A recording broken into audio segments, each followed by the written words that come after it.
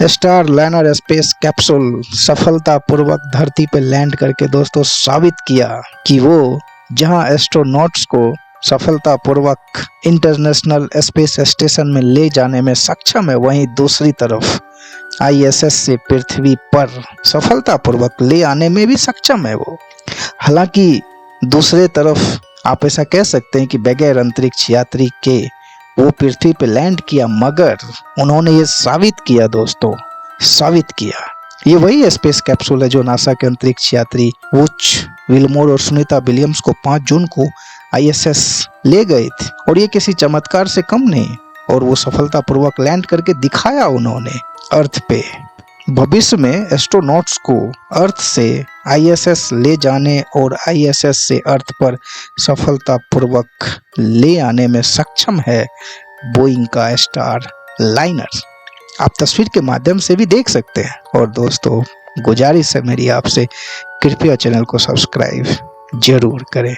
दोस्तों यदि star liner की जैसा कि कुछ तकनीकी खामियां हुई थी, ठीक है, तकनीकी खामियां होते रहती है दोस्तों, मगर अब सवाल उठता है कि नासा के ये 2 वैज्ञानिक जो हैं वो मौजूद कहाँ हैं। दोस्तों घबराने की बिल्कुल ऐसी कोई बात है ही नहीं, बिल्कुल बात नहीं है, क्योंकि वो स्पेस स्टेशन पे सफलतापूर्वक अपने इनोवेशंस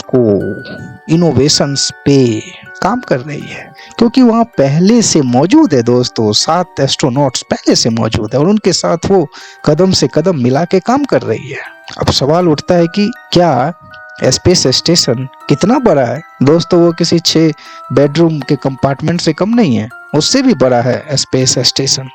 तो दोस्तों मैं इस स्पेस स्टेशन के बारे में विस्तार से चर्चा करूंगा कि आखिर स्पेस स्टेशन कितना बड़ा है। जैसा कि आप लोग जानते हैं कि स्टार लाइनर में कुछ तकनीकी खामियां हुई थी, उसके हीलियम रिसाव हुए थे और थ्रस्ट में गड़बड़ी आई थी, और उसी हीलियम रिसाव के कारण नासा को सुरक्षा मानकों पे खड़े न उतरने के कारण रिस्क कोई भी हालांकि नहीं लेगा दोस्तों। क्यों ले आखिर, क्योंकि जीवन और मरण एक ही बार मिलता है दोस्तों, तो कहीं ना कहीं रिस्क तो नहीं लेना चाहिए, और नासा ने भी वही किया, और हमें लगता है कि कोई भी वही करेगा, क्योंकि जहां तक इंजन में गड़बड़ी का सवाल है तो था, गड़बड़ी तो थी दोस्तों उसमें, मगर स्टार लाइनर और बोइंग ने हमेशा से उन्होंने ये चीज़ें हमेशा से वो कहते आ रहे हैं कि हम एस्ट्रोनॉट्स के साथ वापस पृथ्वी पे सफलतापूर्वक लैंड करेंगे। हालांकि वो एस्ट्रोनॉट्स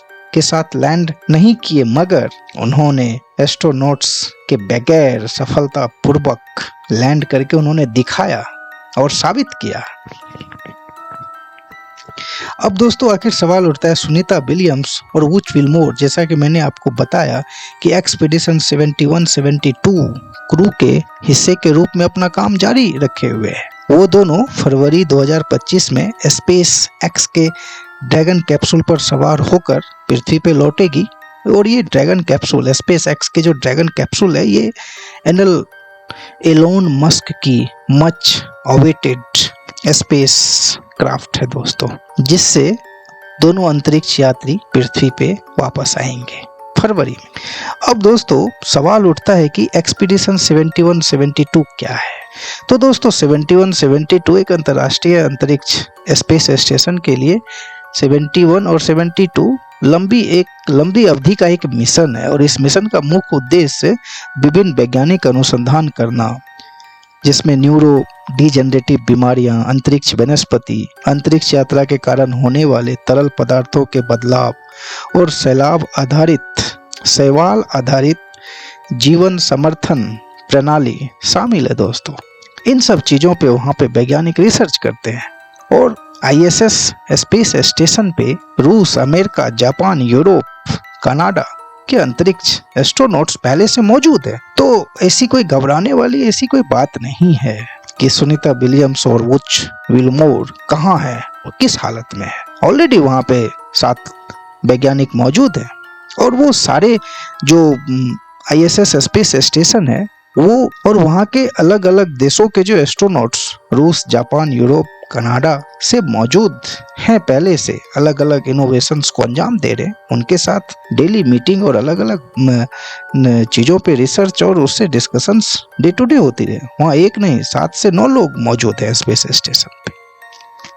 तो दोस्तों, यदि इंटरनेशनल स्पेस स्टेशन के लिए थोड़ा सा यदि मैं आपको बताऊं तो आईएसएस का निर्माण यानी इंटरनेशनल स्पेस स्टेशन का निर्माण जो है वो 1998 में शुरू हुआ था और ये 2011 तक पूरा कर लिया गया था। और इसका आकार जैसा कि मैंने आपको बताया, ये 6 बेडरूम वाले घर से भी बड़ा है, जिसमें 2 बाथरूम और एक जिम और 360 डिग्री वाली विंडो मौजूद है।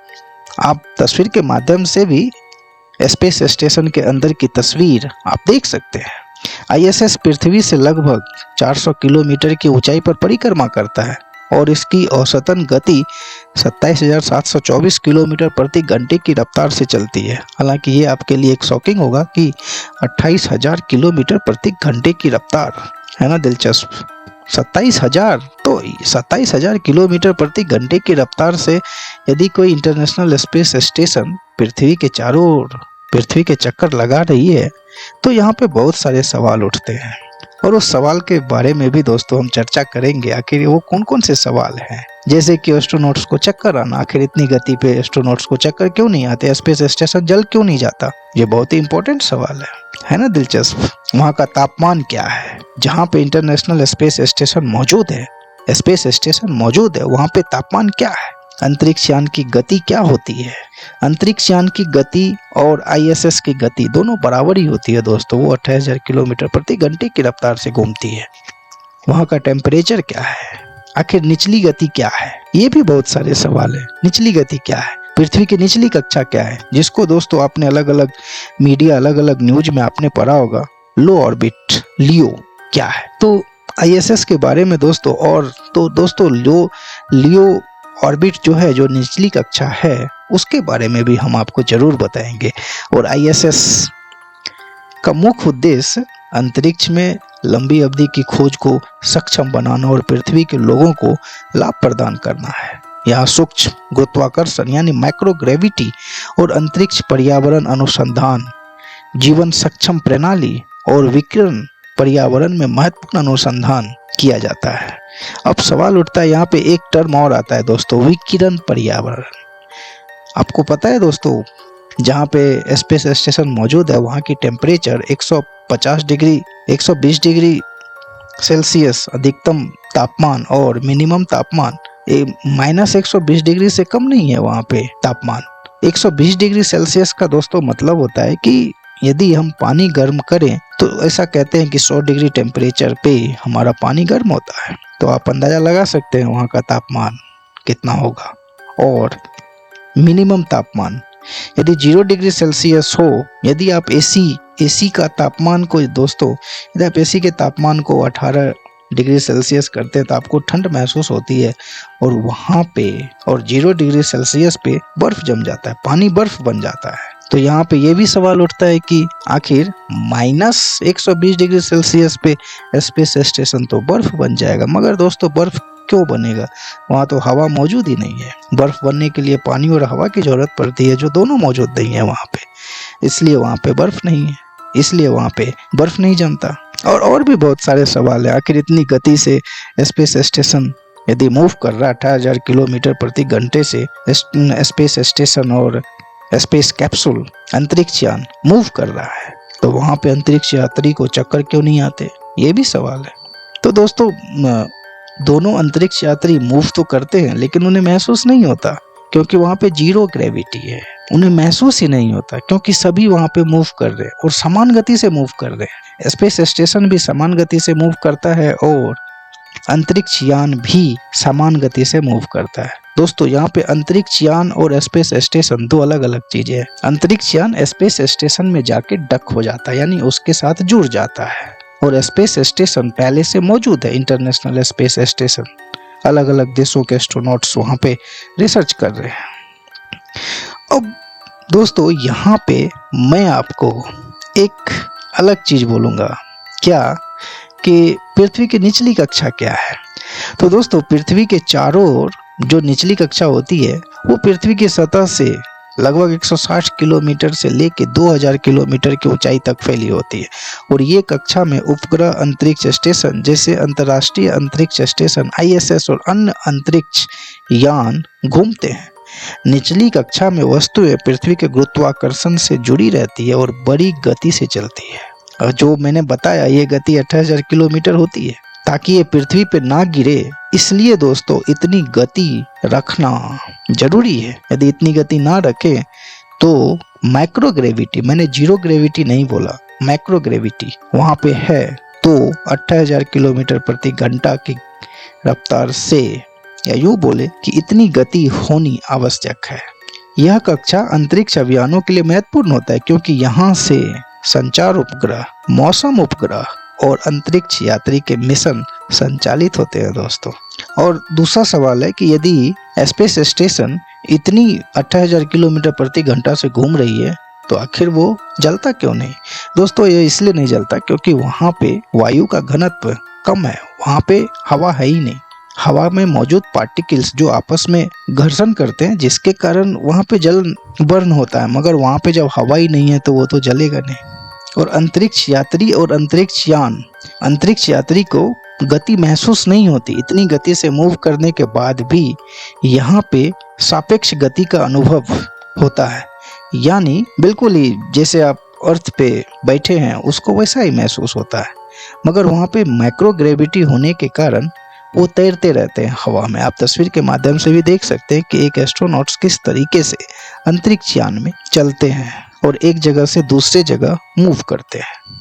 और भी दोस्तों इसमें बहुत कुछ है, एक विशेष वीडियो में आपके पास लेके आऊँगा कि इंटरनल व्यू, स्पेस स्टेशन का इनसाइड व्यू कैसा है, वहाँ पे किस तरीके से एस्ट्रोनॉट्स काम करते हैं, किस तरीके से एक बेडरूम से दूसरे बेडरूम और एक जगह से एक कमरे से दूसरे कमरे या एक जगह से दूसरे जगह किस तरीके से मूव करते हैं, कैसे खाते हैं, कैसे पानी पीते हैं। उन तमाम बातों के बारे में दोस्तों मैं दूसरे वीडियो में आपके सामने और भी विस्तार से कुछ अलग अलग चीज़ें मैं आपके सामने लेके आऊँगा, जैसे कि स्पेस सूट, आखिर स्पेस सूट एस्ट्रोनॉट्स किस तरीके से वॉकिंग करते हैं स्पेस में। बहुत सारे सवाल है दोस्तों। आखिर जब अंतरिक्ष यान वायुमंडल में, पृथ्वी के वायुमंडल में प्रवेश करते हैं तो उसकी गति क्या होती है, क्यों ये गति क्यों एंगल महत्वपूर्ण हो जाता है, इनके बारे में भी बहुत ही विस्तार से हम चर्चा करेंगे आने वाले वीडियो में। तो दोस्तों ये कैसा लगा आप हमें जरूर बताइएगा। हालांकि बहुत सारे सवाल जो आपके मन में होंगे और आपके दिमाग में चल रहे होंगे, शायद कहीं ना कहीं आपको उन सवाल के जवाब जरूर मिले होंगे। और दोस्तों कमेंट जरूर कीजिएगा और हमें कमेंट करके बताइएगा कि आखिर आपको कुछ सवाल जो थे उसके जवाब आपको मिले या नहीं। और दोस्तों गुजारिश है मेरी आपसे, कृपया चैनल को सब्सक्राइब जरूर करें। तो तब तक के लिए धन्यवाद दोस्तों। जय हिंद, आपका दिन शुभ।